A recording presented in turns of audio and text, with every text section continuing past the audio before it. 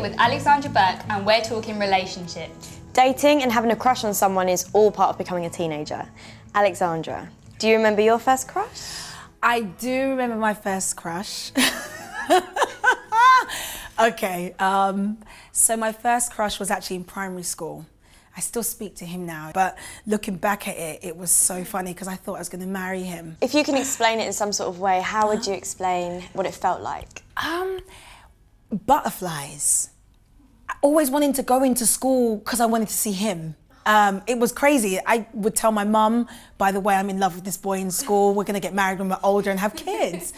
Oh God, what was I thinking? You know, you don't know that much at that age, but the feelings inside me, I used to get so giggly around him and shy, and all my friends in primary school knew that I fancied him.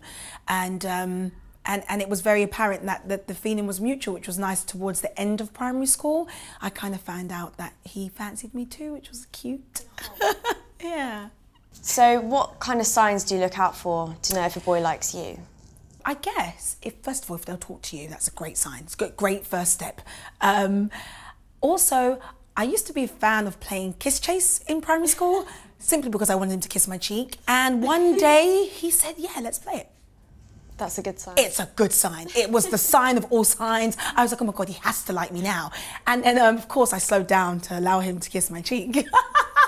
And that's when I knew, you like me too. Did you talk to your parents about dating or did you keep it to yourself? I definitely didn't speak to my parents. No, until I found the real courage to do it, because I would always speak to my sister and a couple of my friends in school. And then, of course, came back home one day and was just like, Mum, I'm in love. She was like, you're in love with someone every single week. I hear your conversations with your sister. I'm like, oh my God, you're eavesdropping. But that was my mum. She wanted to know absolutely everything about her girls, of course, you know.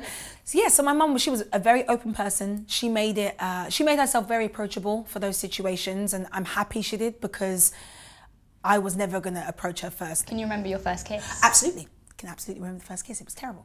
I didn't enjoy it at all. And I remember I was 12 years old, and I actually was doing like an acting thing, and it was in Islington on Upper Street, in the street. And the guy I fancied, kissed me. It was so sloppy. It was terrible. And I remember it like it was yesterday, because I remember going home to my mum and going to my mum, Mom, I kissed a boy for the first time and I never want to do it again. And she was like, well, that's what you get for lying to me and telling me you don't fancy anyone. So yeah, I remember it like it was yesterday. It was a crazy experience. I wish I could say I enjoyed it, but I really didn't enjoy it at all. It kind of made me want to go, oh, I don't like kissing that much. All right, so what would you advise your younger self about her first kiss? Oh, I would tell myself, take your time. You don't have to rush into anything.